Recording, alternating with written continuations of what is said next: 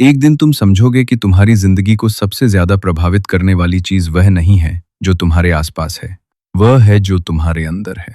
लोग पूरी जिंदगी पैसा कमाने में लगा देते हैं।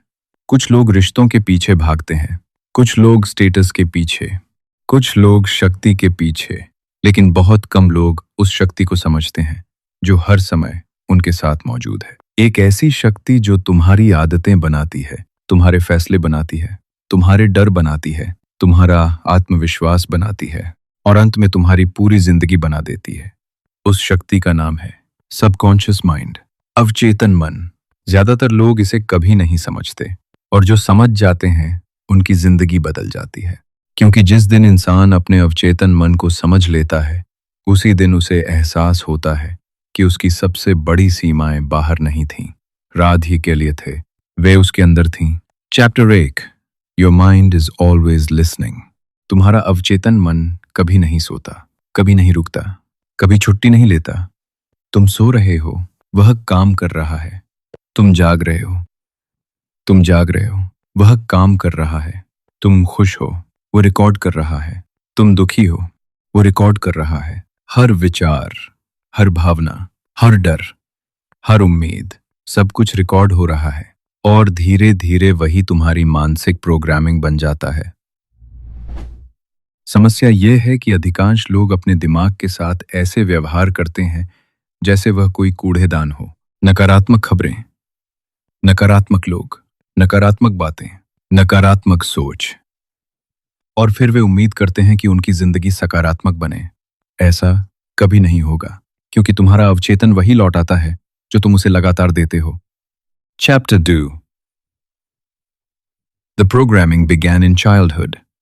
तुम पैदा हुए थे बिना किसी डर के, बिना किसी सीमित विश्वास के, बिना किसी हीन भावना के। फिर दुनिया ने तुम्हें सिखाना शुरू किया। किसी ने कहा तुम बहुत शरारती हो, किसी ने कहा तुम उतने होशियार नहीं हो, किसी ने कहा तुमसे नहीं होगा, किसी ने कहा दुनिया बहुत कठिन है। शायद वह सिर्फ एक वाक्य था, लेकिन तुम्हारे अवचेतन के लिए वह एक आदेश बन गया। धीरे धीरे तुमने उसे सच मान लिया, और यही सबसे खतरनाक चीज है। लोग तुम्हें चोट नहीं पहुंचाते, उनकी बातें तुम्हारे अंदर जाकर जो विश्वास बनाती हैं वे चोट पहुंचाती हैं। आज अगर कोई इंसान खुद पर भरोसा नहीं करता तो अक्सर वजह वर्तमान नहीं होती, वजह अतीत की कोई रिकॉर्डिंग होती है जो अभी भी उसके दिमाग में चल रही होती है। Chapter 3, The Hidden Voice Inside You. हर इंसान के अंदर एक आवाज चलती रहती है, दिन भर, हर समय, और वह आवाज तय करती है कि तुम कौन बनोगे। अगर वो आवाज कहती है मैं कमजोर हूं, हाँ, मैं हार जाऊंगा, मैं दूसरों जितना अच्छा नहीं हूं, तो तुम्हारा अवचेतन उसी हिसाब से काम करेगा। लेकिन अगर वही आवाज कहे मैं सीख सकता हूं, मैं बदल सकता हूं, मैं बढ़ सकता हूं, तो पूरा सिस्टम बदलने लगता है। याद रखो, तुम्हारी जिंदगी की गुणवत्ता काफी हद तक उस बातचीत पर निर्भर करती है जो तुम अपने आप से करते हो। Chapter 4, Belief is the real power. दुनिया में दो तरह के लोग होते हैं। पहले वे जो कहते हैं यह संभव है, दूसरे वे जो कहते हैं यह संभव नहीं है। दिलचस्प बात, दोनों अक्सर सही साबित हो जाते हैं। क्यों? क्योंकि विश्वास वास्तविकता को प्रभावित करता है। इसके अगर तुम्हें पहले से यकीन है कि तुम हारोगे तो तुम पूरी ताकत से कोशिश ही नहीं करोगे। अगर तुम्हें यकीन है कि तुम सीख सकते हो तो तुम बार बार प्रयास करोगे।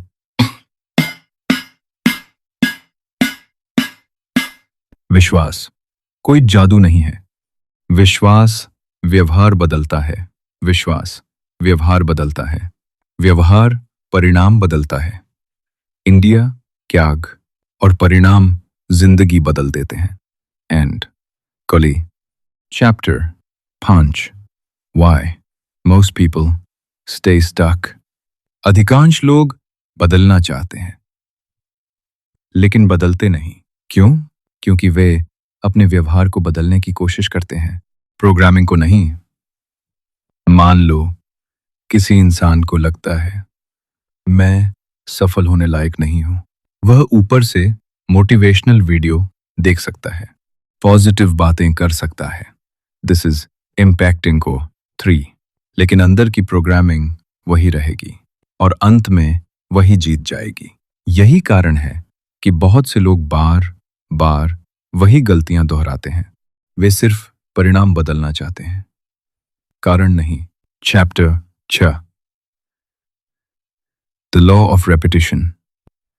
अवचेतन मन का सबसे बड़ा नियम है। रेपिटेशन, दोहराव। जो बात बार बार कही जाती है वही अंदर जाती है। इसीलिए विज्ञापन काम करते हैं, इसीलिए आदतें बनती हैं, इसीलिए डर मजबूत होता है, इसीलिए आत्मविश्वास भी बनता है। अगर कोई इंसान रोज खुद को कमजोर कहे, एक दिन वह सचमुच कमजोर महसूस करने लगेगा। अगर कोई इंसान रोज खुद को बेहतर बनाने पर काम करे, एक दिन वह सचमुच मजबूत बन जाएगा। दोहराव अवचेतन की भाषा है। Chapter 7, visualisation. दिमाग एक अजीब मशीन है। कई बार वह कल्पना और वास्तविकता के बीच साफ अंतर नहीं कर पाता।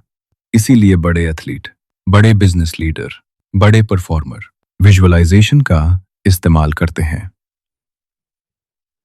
वे जीत को पहले अपने दिमाग में देखते हैं, फिर वास्तविक दुनिया में। जब तुम अपने लक्ष्य को बार बार मानसिक रूप से देखते हो, अवचेतन उसे महत्वपूर्ण मानने लगता है। फिर तुम्हारा ध्यान उसी दिशा में जाने लगता है। तुम अवसर नोटिस करने लगते हो, तुम समाधान देखने लगते हो, और धीरे धीरे तुम्हारी दिशा बदल जाती है।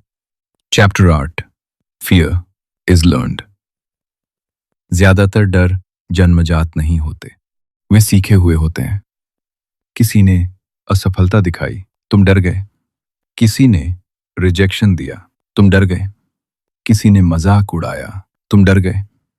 फिर दिमाग ने फैसला कर लिया, यह खतरनाक है। ओह, और उसने वह रिकॉर्डिंग सेव कर ली। आज भी जब तुम कोई नया कदम उठाने की कोशिश करते हो, पुरानी रिकॉर्डिंग चलने लगती है। लेकिन याद रखो, जो सीखा गया है उसे अनसीखा भी जा सकता है। Chapter 9, the power of emotion. अवचेतन मन सिर्फ शब्दों से प्रभावित नहीं होता, वह भावनाओं से प्रभावित होता है। नंबर 5, इसीलिए दर्दनाक घटनाएं जल्दी याद रहती हैं। इसीलिए प्रेरणादायक पल जिंदगी बदल सकते हैं। भावना ऊर्जा है, और ऊर्जा यादों को मजबूत बनाती है। अगर तुम किसी लक्ष्य को सिर्फ सोचते हो, उसका असर सीमित होगा। लेकिन अगर तुम उसे महसूस भी करते हो, तो प्रभाव कई गुना बढ़ जाता है। Chapter 10, your reality is a mirror. तुम्हारी बाहरी दुनिया अक्सर तुम्हारी आंतरिक दुनिया का प्रतिबिंब होती है।